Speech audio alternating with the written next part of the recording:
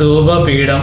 പുറപ്പാടിൻ്റെ പുസ്തകം 30-ാം അധ്യായം 1 മുതൽ 21 വരെയുള്ള വാക്യങ്ങൾ. ധൂപപീഠം. ധൂപാർപ്പണത്തിനായി കരുവേലമരം കൊണ്ട് ഒരു ബലിപീഠം പണിയണം. അത് സമചതുരമായിരിക്കണം. നീളവും വീതിയും 1 മുഴം, ഉയരം 2 മുഴം, കൊമ്പുകൾ അതിനോട് ഒന്നായി ചേർന്നിരിക്കണം. മുകൾ ഭാഗവും വശങ്ങളും കൊമ്പുകളും തങ്കം കൊണ്ട് പൊതിയണം. മുകൾ വശത്ത് ചുറ്റിലും സ്വർണം കൊണ്ടുള്ള അരികുപാളി പിടിപ്പിക്കണം. അതിന് കീഴെ 2 മൂലകളിലും ഓരോ സ്വർണ്ണ വളയം പിടിപ്പിക്കണം. മറുവശത്തും ഇപ്രകാരം ചെയ്യണം. അവ പീഠത്തെ വഹിക്കുവാനുള്ള തണ്ടുകൾ ഇടുന്നതിനാലാണ്. തണ്ടുകൾ കരുവേലമരം കൊണ്ടുണ്ടാക്കി സ്വർണം കൊണ്ട് പൊതിയണം. ഞാൻ നിന്നെ സന്ദർശിക്കുന്ന സ്ഥലമായ സാക്ഷ്യപീഠത്തിന് മുകളിലുള്ള കൃപാസനത്തിൻ്റെയും സാക്ഷ്യപീഠത്തെ മറയ്ക്കുന്ന തിരുശീലയുടെയും മുൻപിൽ അത് സ്ഥാപിക്കണം.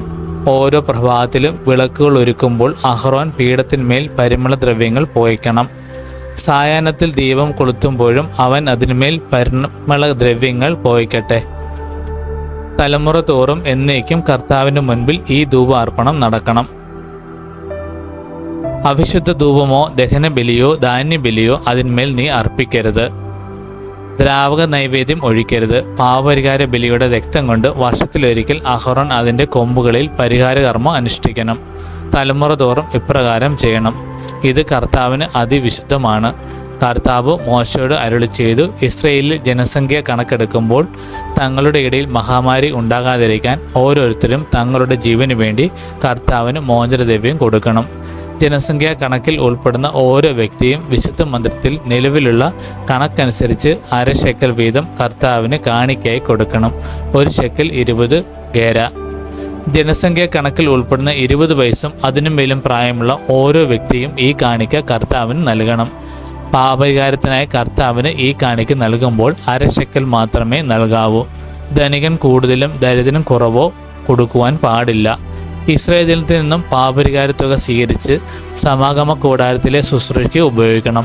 അങ്ങനെ നിങ്ങൾക്ക് പാപപരിഹാരത്തിന് ഉതകും വിധം ഇത് ഇസ്രായേൽ ജനത്തെ കർത്താവിൻ്റെ സ്മരണയിൽ കൊണ്ടുവരും. കർത്താവ് മോശയോട് അരുളിച്ചെയ്തു, ഓടുകൊണ്ട് ഒരു ഷാളന പാത്രം നിർമ്മിക്കണം.